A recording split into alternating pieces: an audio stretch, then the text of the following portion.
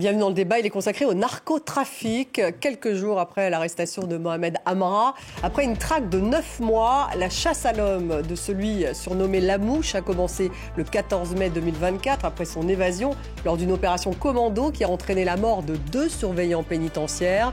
Mohamed Amra a finalement été arrêté à Bucarest samedi et renvoyé en France au centre pénitentiaire de Condé-sur-Sarthe, ultra sécurisé, où il est surveillé 24 heures sur 24, a affirmé Gérald Darmanin. Le garde des Sceaux l'a qualifié de plus grand de nos bandits.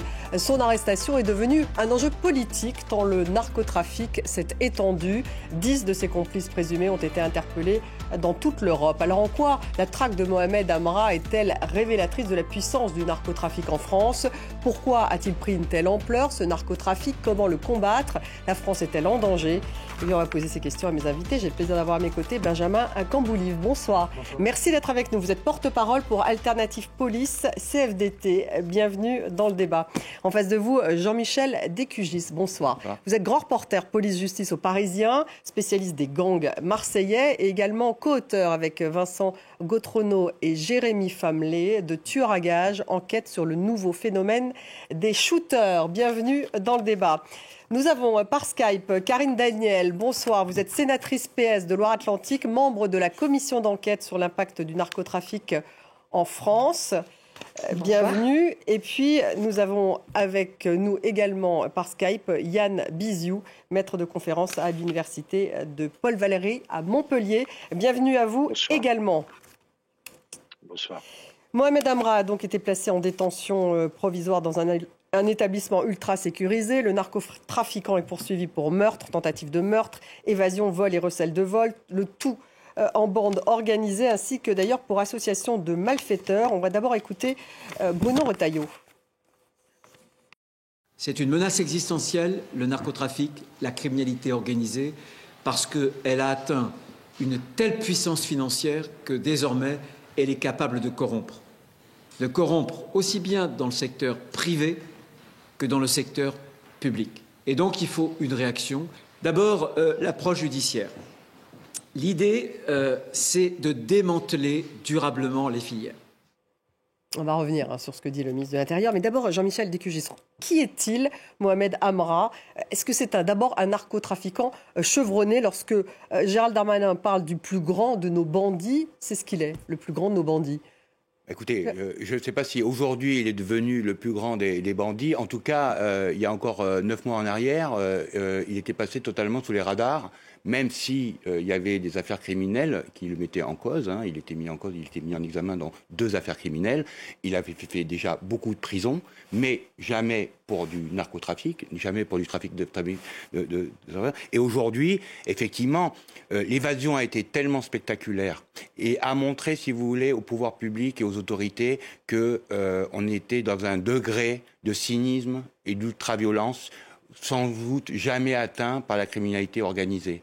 Et mais ça fait 35 ans, moi ça fait un peu plus de 30 ans que je travaille sur ces sujets, et je peux vous dire qu'on a laissé s'enquister les cités dans le trafic de drogue. On a laissé s'imposer une économie parallèle, souterraine, dans les quartiers, mais pas seulement. Et qu'aujourd'hui, tous les jours, vous avez des jeunes qui sont en échec scolaire, etc., et qui, sont aspirés par ce trafic-là. Et vous avez des voyous aujourd'hui qui passent sous les radars, qui ont passé longtemps sous les radars, parce que c'est une nouvelle criminalité des jeunes, des très jeunes, ultra-violents, sans foi ni loi, et qui ont des modes opératoires tout à fait différents de ceux qui étaient ceux d'avant. C'est l'ubérisation du trafic, l'ubérisation du crime. On ne va plus tuer soi-même, mais on utilise des petites mains du trafic pour aller régler ses comptes. À vous écouter. On est à un moment de bascule. Et ce moment de bascule, si vous voulez, ça fait longtemps que ça a basculé. Sauf que là, aujourd'hui, c'est visible. C'est visible. Et derrière le commando d'Amra, il y a un groupe criminel très important, parce qu'ils ont fait une évasion très sophistiquée, très millimétrée, avec de gros moyens, de l'armement, etc. C'était très millimétré. Et cette organisation criminelle, personne ne la connaissait, comme Amra d'ailleurs, était passé complètement sous les radars. Eh bien, des BMF, vous en avez aujourd'hui plusieurs, vous avez la DZ Mafia, maintenant qu'on connaît, etc. On va y revenir. Mais vous avez des groupes criminels on les découvre. On les découvre. Benjamin Koboulif, on est effectivement à un moment de bascule. Est-ce que cette traque de Mohamed Amra, qui a donc duré 9 mois, lorsque vous parliez de son évasion, c'était il y a 9 mois, est-ce que c'est un peu un cas d'école aujourd'hui ? Pas tellement que c'est un cas d'école, c'est que c'est le signe de l'échec de notre système global. Si vous voulez, là, on voit à travers ce qui se passe avec M. Amra, tout ce qui ne va pas. On voit la violence qui tombe sur des agents pénitentiaires qui sont sur une vacation, un transfèrement qui n'est pas, en théorie, si dangereux que ça. Et dont on peut interroger d'ailleurs la pertinence. Pourquoi ces extractions de détenus de leurs cellules, quand on pourrait imaginer des visioconférences, notamment pour les juges d'instruction ? Oui, parce qu'en fait, il s'est évadé au moment où il était transféré d'une cellule à l'autre. Pas d'une cellule à l'autre, il était en chemin pour aller être confronté à son juge d'instruction. Donc c'est l'un des cas où on peut imaginer faire autrement. C'est vrai aussi pour les visites médicales. Donc là maintenant, au stade où c'était inutile de le transporter, en fait, c'est ce que vous dites. En tout cas, on peut imaginer de le faire autrement. Et là où, au stade où on en est, on ne sait pas quelle va être sa sanction. Par définition, on attend le jugement. Mais qu'est-ce qu'on lui reproche ? C'est ce pourquoi il était en détention provisoire initialement, donc 2 affaires de stupes. Et par-dessus cela, l'évasion en elle-même, encore faudra-t-il prouver qu'il en est à l'initiative, ainsi qu'évidemment la mort des 2 agents pénitentiaires. Mais est-il le commanditaire de ce commando de l'assaut contre le fourgon de la pénitentiaire ? Tant que tant que le jugement n'a pas prononcé tout cela, pour l'instant, les charges ne sont pas si lourdes que ça. Karine Daniel, vous êtes sénatrice, vous avez participé à ce travail d'enquête sénatoriale. Vous évoquez d'ailleurs dans ce rapport une croissance exponentielle du narcotrafic. D'abord, est-ce que ça vous inquiète ? Et puis, comment l'expliquer ? J'ai vu que le chiffre d'affaires, c'est 6 milliards d'euros. Ça fait vivre environ 240 000 personnes, ce narcotrafic en France. Oui, on estime de 6 à 8 milliards d'euros le chiffre d'affaires du narcotrafic. Évidemment, c'est assez difficile à évaluer parce que c'est le propre d'une économie souterraine qui n'est pas comptabilisée au plan de la comptabilité nationale, c'est bien évident.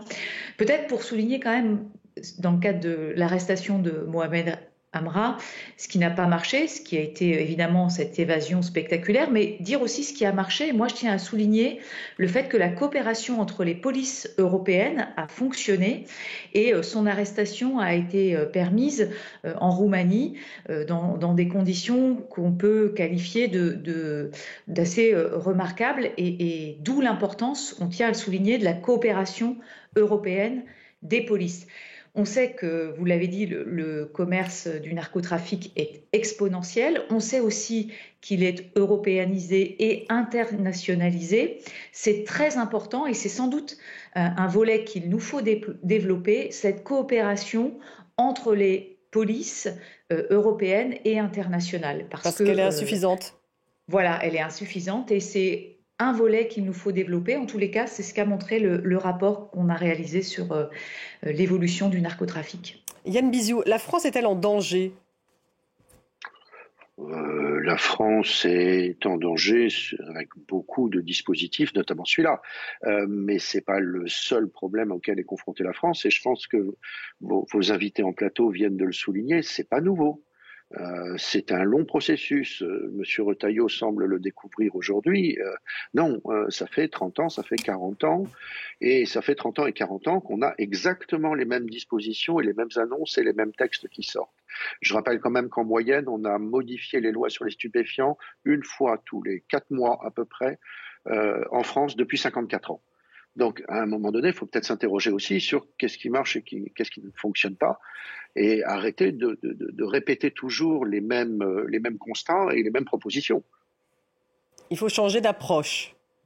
Est-ce que... là, moi, je suis très surpris par rapport à cette loi narcotrafic, qui est à la fois liberticide et qui est totalement incohérente, excusez-moi, d'être aussi raide.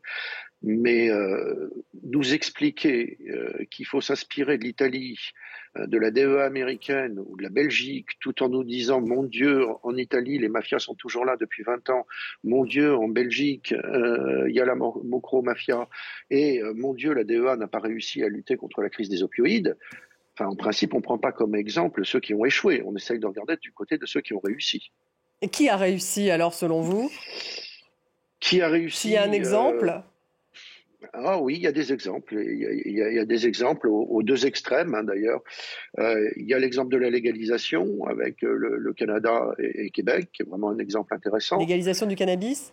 Oui, oui, qui permet d'assécher. Le cannabis en France, c'est 80% des faits constatés. Donc c'est la grosse masse, hein.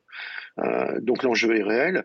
Il y a aussi un autre modèle que moi je soutiens pas, mais qui est aussi intéressant à regarder, hein, c'est la Corée du Sud, qui va être sur une stigmatisation, une ostracisation des usagers et des sanctions très, très rigoureuses contre les trafiquants. Deux approches Est-ce que ça marche? différentes. Deux approches, mais en tout cas, pas recommencer. Enfin, les propositions qui sont faites là, elles sont à la fois liberticides. On peut déjà vous annoncer leur échec, hein. Ah, merci, on vous entend enfin. On a beaucoup parlé de cette expérience italienne. On va y revenir d'ailleurs, parce qu'il y a eu ce coup de filet contre 147 membres de la mafia sicilienne. Ça n'avait pas eu lieu depuis 1984. Raphaël Chapita, au bureau de France Télévisions, de France 2 à Rome. L'opération a commencé en pleine nuit, dans une dizaine de quartiers autour de Palerme. 1200 gendarmes spécialisés ont été déployés, appuyés par des hélicoptères et des équipes cynophiles. Toute la journée ou presque, les forces anti-mafia ont fouillé des dizaines de bâtiments pour démanteler les activités de Cosa Nostra et arrêter 147 personnes accusées de racket, extorsion ou trafic de drogue. Au moment de leur transfert vers la prison, leurs proches sont venus dire au revoir et crier leur colère. Après 2 ans d'enquête, le procureur en est convaincu. Cosa Nostra est en train de reconquérir du territoire.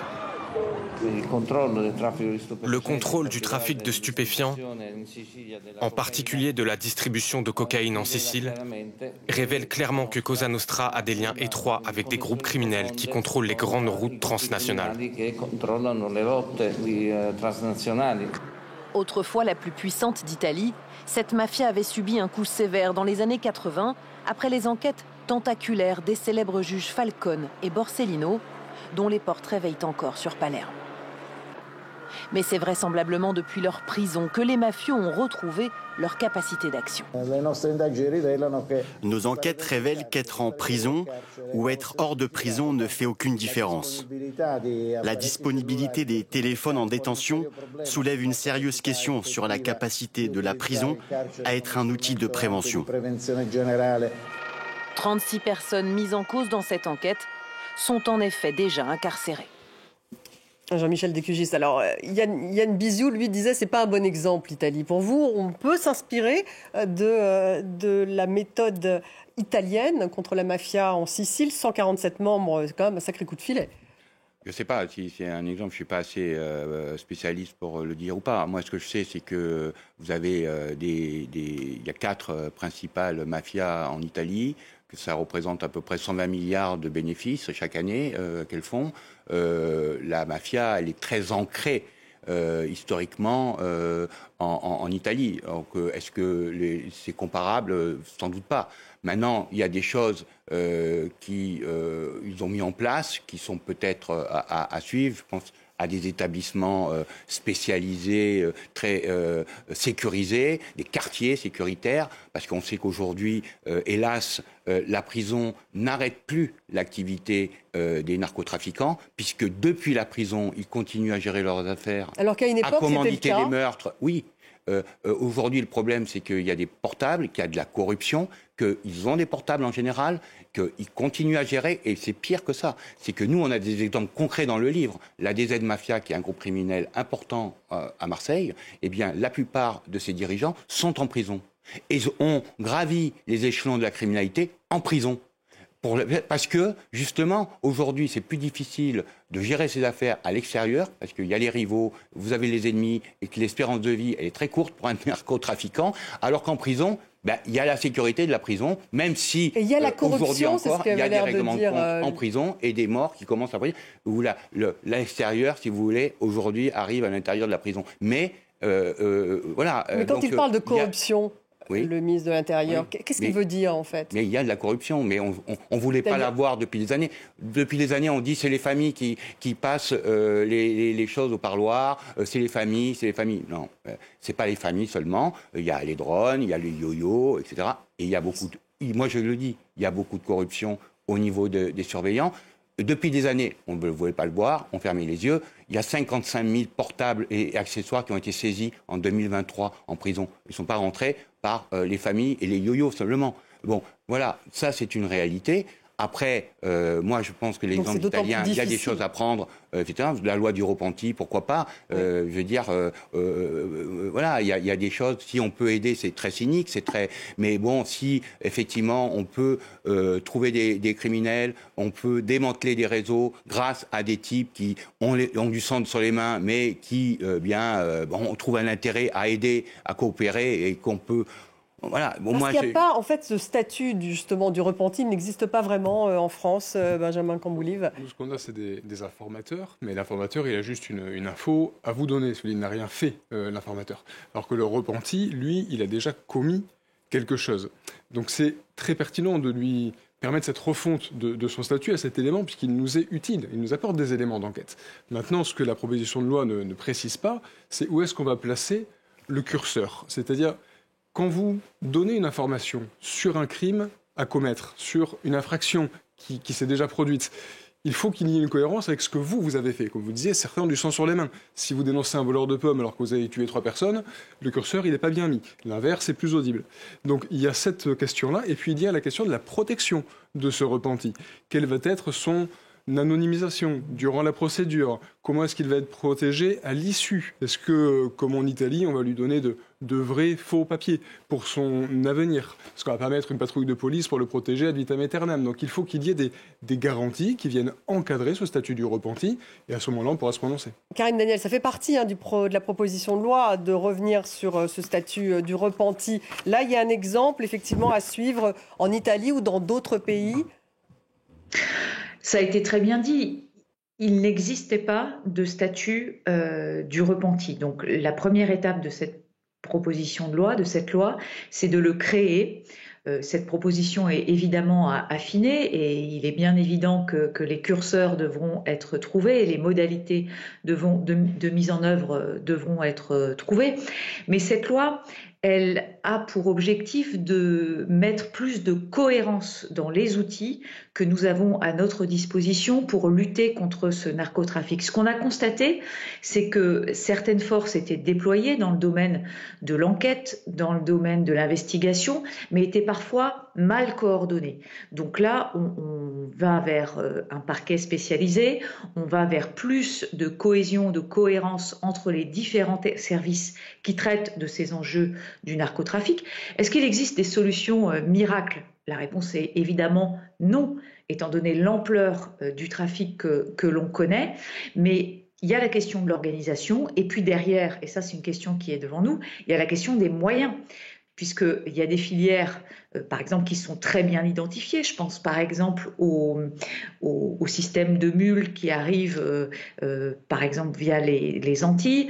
Et là, on a un vrai problème de niveau du traitement des flux. C'est-à-dire qu'il faut avoir les moyens du contrôle, il faut avoir les scanners, il faut avoir les moyens médicaux derrière de traiter les mules en question. Donc là, c'est une question de niveau de moyens plus que d'identification. Les moyens. Et puis, voilà, les moyens de la police, les moyens de la justice. Et puis, au-delà de ces moyens, il y a aussi la question de mettre ce sujet à l'agenda politique, à l'agenda budgétaire, et ça, c'est extrêmement important.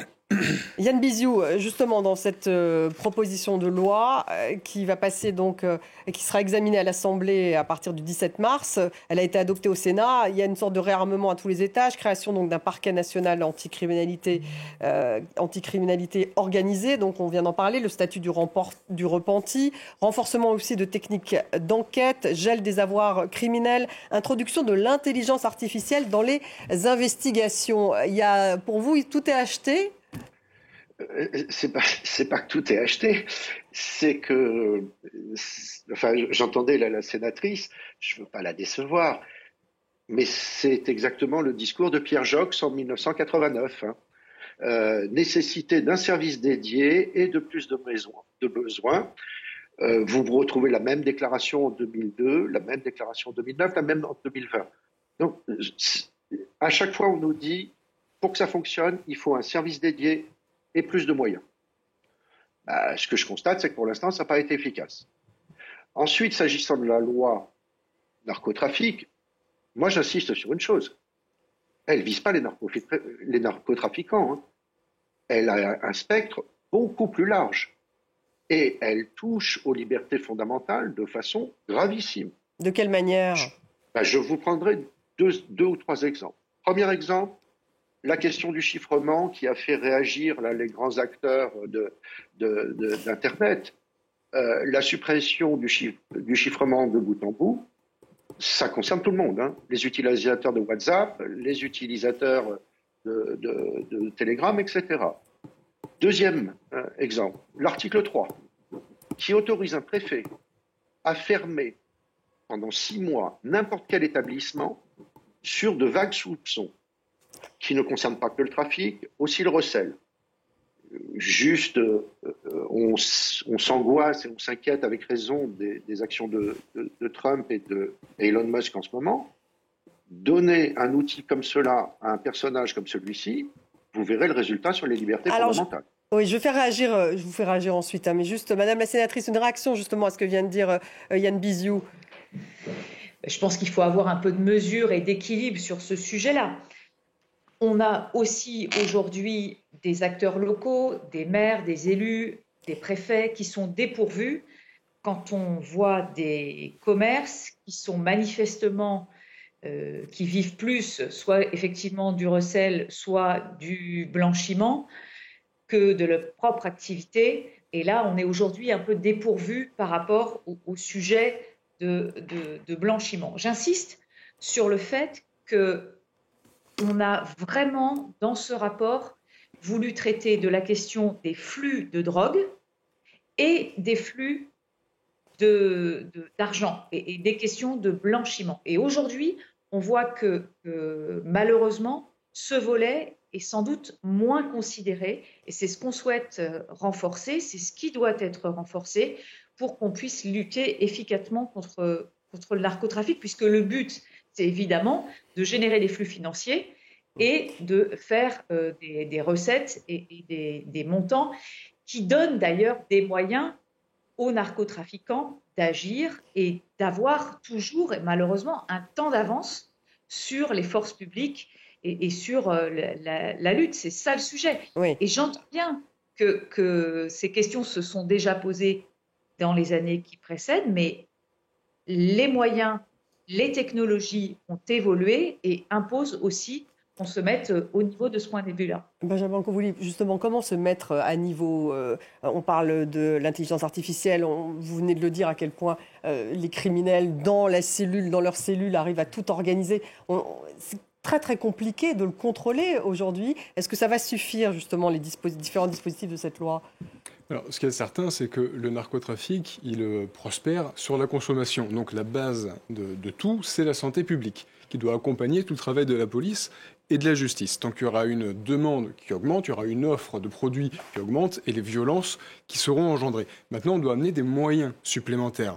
Amener des moyens supplémentaires, c'est tout l'objet de cette proposition de loi, c'est de mettre sur un plan d'égalité dans le traitement autant de la police, de la justice que de l'univers pénitentiaire, le terrorisme et le narcotrafic, parce que les deux menacent la sécurité. Donc ça veut dire que le narcotrafiquant est un terroriste. Ce qui veut dire que les moyens que l'on emploie pour lutter contre l'un doivent être utilisés pour lutter contre l'autre, puisque les deux menacent la sécurité de l'État et qu'il y a même des porosités, parfois, de l'un à l'autre, où le narcotrafic peut nourrir certaines opérations terroristes. Donc il est normal d'essayer de nous protéger, et quand on déroge au droit commun pour permettre des facilités au travail de police, au travail d'enquêteurs et même aux magistrats, eh bien c'est une bonne chose, parce que c'est notre sécurité à tous qui est en jeu. On va écouter d'ailleurs Gérald Darmanin. Il est évident que le parquet national criminalité organisée que nous allons collectivement, je l'espère, créer, est à la fois un symbole, mais ne peut être le seul symbole de l'ensemble de la discussion de notre texte. Le PNACO, puisque c'est son nom, n'a d'intérêt que s'il s'inscrit dans une spécialisation qui va des services enquêteurs jusqu'à la détention qui doit être particulière pour ceux que nous considérons être les plus importants de nos narcotrafiquants. Jean-Michel Décugy, ça serait une solution, ça, le PNACO, c'est-à-dire un parquet national anticriminalité organisée et également une prison dédiée aux plus gros trafiquants, enfin aux plus influents des trafiquants, c'est-à-dire les 100 plus influents de France. Pour le parquet national criminalité organisée, on peut imaginer que si effectivement les grosses affaires étaient toutes remontées toutes au même endroit, on pourrait imaginer qu'un type comme Amra, par exemple, aurait pu être identifié. La BMF, ce groupe criminel qui est venu le faire évader, aurait pu être identifié, etc. Mais donc, pourquoi ça facilite leur identification simplement par le fait qu'ils soient réunis ? Là, dans le cas Amra, par exemple, vous aviez des bouts de procédure un peu partout. Voilà, donc là, peut-être qu'effectivement, bien, il y aura un pôle qui rassemblera un peu toutes les grosses affaires, etc., et où il y aura une communication entre parce que c'est ça, entre les juridictions. Nous, parfois, journalistes, on apprend à des magistrats des affaires qui ont lieu à Mulhouse et qui touchent des clients, entre guillemets, qu'ils ont à Marseille, etc. Bon, donc il vaut mieux tout centraliser, en fait. Voilà. C'est un peu la logique. Après, moi, je veux dire, je suis pas pour le répressif, etc., mais il y a des réalités. Depuis 30 ans, on se cache, voilà, les pouvoirs publics se cachent les yeux. Il y a des réalités. Les narcotrafiquants, aujourd'hui, ils utilisent des réseaux téléphoniques parallèles. On le sait parce que c'est comme ça, en cassant ces réseaux, ces applications numériques, qu'on a réussi à comprendre que l'ampleur des dégâts, on va dire. Et Encrochat, Sky ECC, ce sont des applications dans lesquelles les narcotrafiquants communiquaient, et on a vu à quel point... Ils y ont accès en prison. Donc là, également. Là, il faut bien faire quelque chose. On peut continuer à faire... voilà. Il y a ça, c'est une réalité. Ensuite, il y a les prisons. Je veux dire, on ne peut pas laisser des détenus gérer leurs affaires en prison et continuer à commanditer. Parce qu'à Marseille, en 2023, tout le monde a entendu parler des 49 morts. 85% de ces 49 morts ont été commandités depuis la prison. On est bien obligé de faire quelque chose. Alors moi, je ne sais pas si prendre les 100, c'est de la com, évidemment. Prendre les 100, il faut prendre 100. Il y en a beaucoup plus que 100, je vous le dis. Des narcotrafiquants très dangereux, il y en a beaucoup plus que 100. Nous, dans le bouquin, déjà, vous voyez, on en a au moins 100 et il y en a bien d'autres. Bon, donc voilà. Donc, et est-ce que ça va éviter la corruption de tous les mettre ensemble ? Si vous voulez, il y a un problème de la répression et il faut faire de la prévention. Et la prévention, là, moi, je n'entends rien. Et moi, je vais vous dire quelque chose de très grave.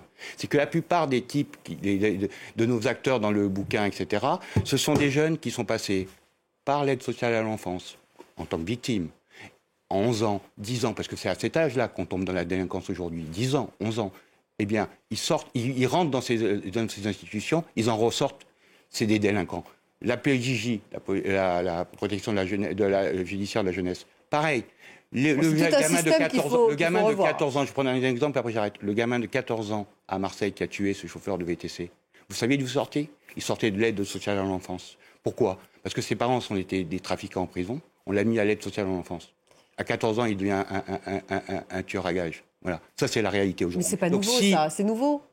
Mais c'est pas nouveau, mais on le laisse, on ne fait rien depuis des années, ou très peu, pas assez de moyens. Parce que moi, j'avais pas de problème pour mettre de la répression, pour aller traquer les narcotrafiquants. Mais il faut qu'à la base, en amont, il y ait un vrai travail pour aider des gamins, pour empêcher des gamins de tomber dans ces réseaux, d'être happés par ces réseaux, parce qu'on a laissé s'installer presque, je vais dire presque de façon criminelle, une économie parallèle une économie parallèle, hein, vous dites. Karine Daniel, un mot justement sur le fait de vouloir tous les réunir dans une même prison, une centaine donc, même si effectivement Jean-Michel Décugy dit qu'il y en a beaucoup plus. Est-ce que c'est par souci d'efficacité et de créer un pôle consacré également aux narcotrafiquants ?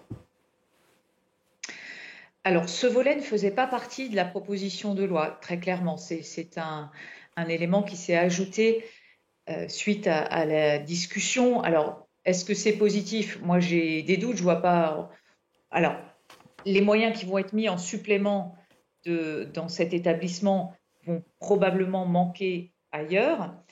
Ensuite, si on a les moyens de faire que les téléphones ne passent pas dans les prisons, dans cette prison, ces moyens, il faut les utiliser dans les autres établissements. Et les enjeux de corruption, malheureusement, sont assez répandus, on l'a décrit. Donc, dans quelle mesure on est capable d'assurer qu'il n'y a aucune corruption dans un établissement? Malheureusement, on ne l'est pas. Donc, il faut que cette expérience fasse ses preuves, qu'on puisse l'évaluer et qu'on puisse évaluer aussi les effets sur les autres établissements quand on est à moyen, malheureusement, constant ou en tous les cas. Donc, vous n'êtes pas convaincu que ça puisse être efficace, le fait d'avoir un pôle consacré au narcotrafic et une prison dans laquelle il y ait les plus dangereux? Sachant que la meilleure école du trafic, c'est aussi malheureusement la prison. Donc, il faut que ces détenus n'aient pas d'interaction dans cet établissement. Mais encore une fois, on verra, il faudra évaluer. Et je ne doute pas que les parlements qui ont pour mission le contrôle de l'action du gouvernement se pencheront sur l'évaluation de ce dispositif. Et on en tirera les conclusions et on verra si ça a été bénéfique ou pas. Mais il faudra aussi évaluer l'effet sur les autres établissements. Oui. Yann Biziou, cette idée de créer un PNACO, donc un parquet national anticriminalité, et également une prison où on puisse mettre les plus dangereux, les narcotrafiquants les plus dangereux, est-ce que ça pourrait être plus efficace? Est-ce que c'est une bonne idée?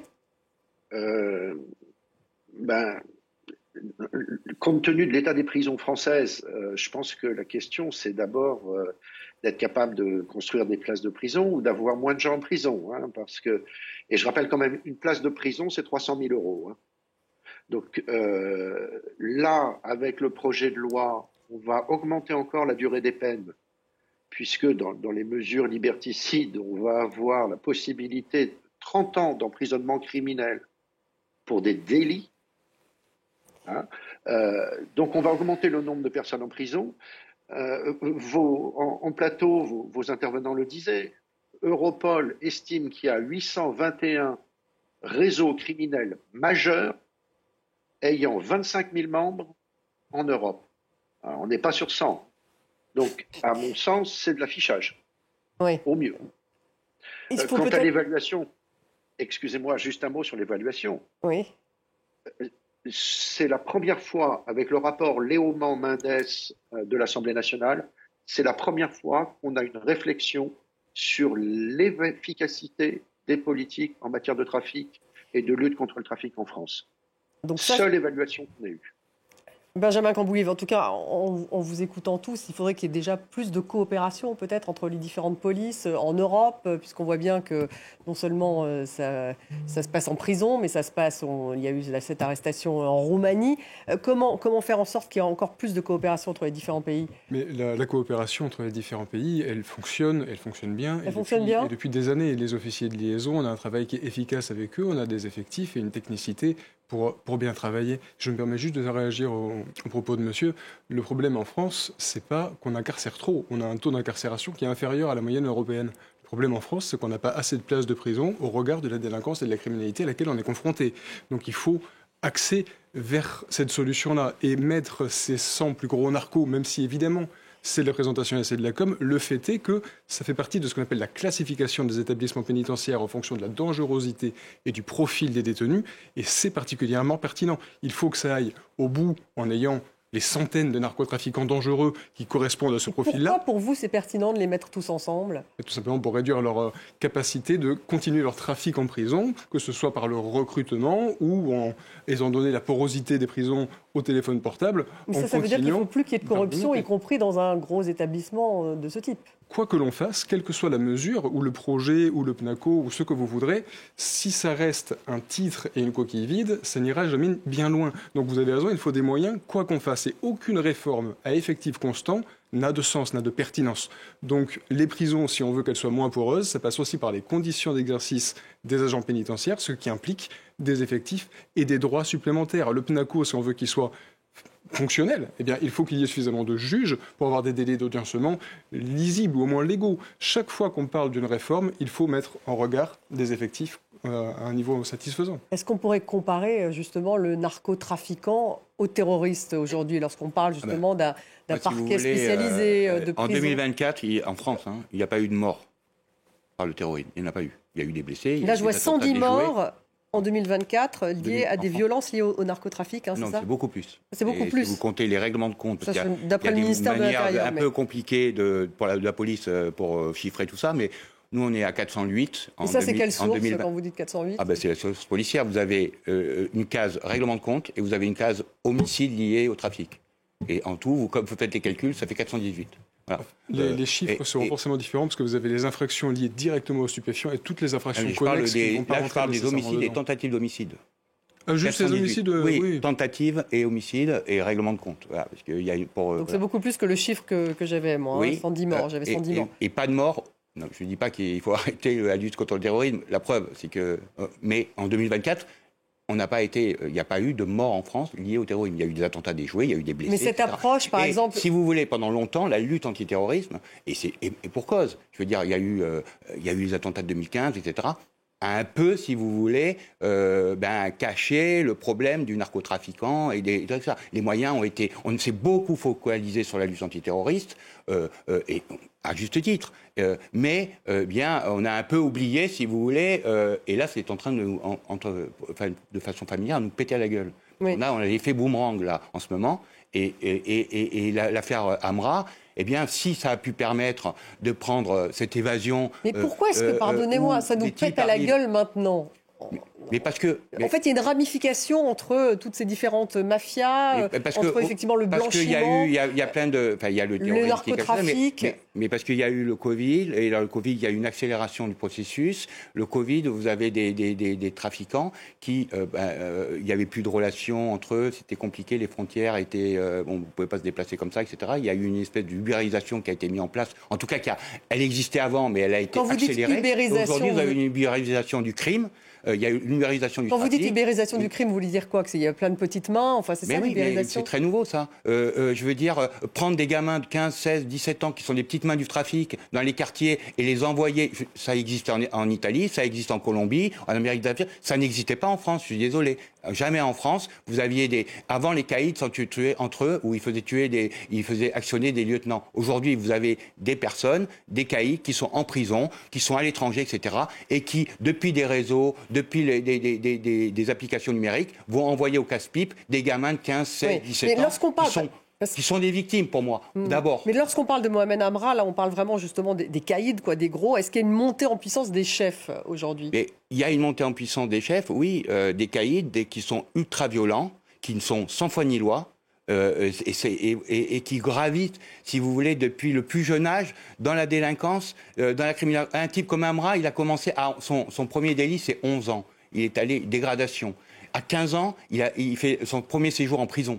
Entre 15 ans et il fait que des allers-retours en prison. Voilà. Donc c'est un type qui est né dans une cité de quartier et qui a rencontré tout un tas de gens. Il a des contacts à Marseille, etc. La preuve, il est allé faire tuer des gens à Marseille, un trafiquant, en organisant tout un business et en 40 ans cette personne et en le faisant tuer.